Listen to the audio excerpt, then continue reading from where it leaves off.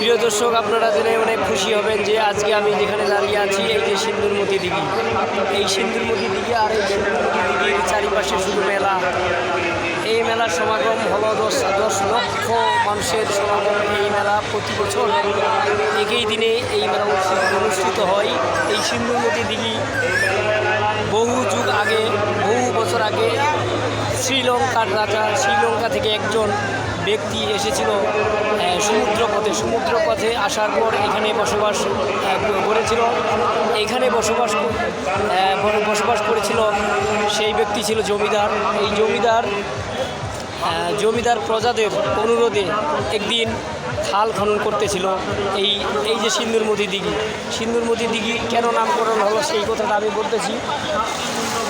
রাজা নারায়ণচন্দ্র এই সিন্দুরমতি দিঘি যখন খনন করে তখন এই সিন্দুরমতি দিঘি থেকে কোনো জল উঠতো না। তখন কয়েকদিনের মধ্যে উনি ওনাকে স্বপ্নে বলা হয়েছিল অলৌকিকভাবে যে যদি এই সিন্দুরমতিতে জল উঠবে, যদি তার স্ত্রীর গর্ভে ছিল তখন 2টা কন্যা সন্তান। স্বপ্ন দেখাইছিল এটা যে যদি তার 2 মেয়ে এই নদী এই পুকুরের মাঝখানে এসে পূজা করে তাহলে দিঘিতে জল উঠবে। তখন তিনি প্রজাদের নিয়ে বসার পরে সবাইকে নিয়ে যখন দিঘির মাঝখানে যাই পূজা করে পূজা শেষের কিছুক্ষণের মধ্যে চারিদিক থেকে এমন জলস্রোত উঠা শুরু করে, তখন প্রজা সকলেই উপরে উঠে যায়, কিন্তু ছাড়া পড়ে যায় সিন্দুরমতি। তখন রাজা হাই করে কান্না করে যে আমার সিন্দুরমতি কই। তার কয়েকদিনের মধ্যে রাজা আবার স্বপ্নে দেখে যে আমার সিন্দুরমতি, রাজাকে বলে এসে যে আপনার সিন্দুরমতি ওই দিঘির মধ্যে আছে, এদেরকে তুমি পাবা না। কেন পাবা না?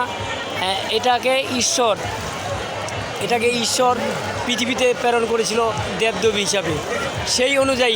সেই থেকেই রাজা বলে গেছে যে এই সিন্দুরমতি দিঘিতে প্রতি বছর যাতে মেলার আসর করা হয়, তাহলে তার 2 কন্যাকে স্মরণ করা হবে। এই অনুসারে প্রতি বছরের নেই আজকেও হয়েছে সিন্দুরমতি। এই সিন্দুরমতির দিঘির পাড়ে সিন্দুর এবং মতি 2 কন্যার নাম। প্রিয় দর্শক, ভালো থাকবেন, সুস্থ থাকবেন। আর এই সিন্দুরমতি মেলাতে আসার জন্য সবাইকে সুস্বাগতম। ধন্যবাদ।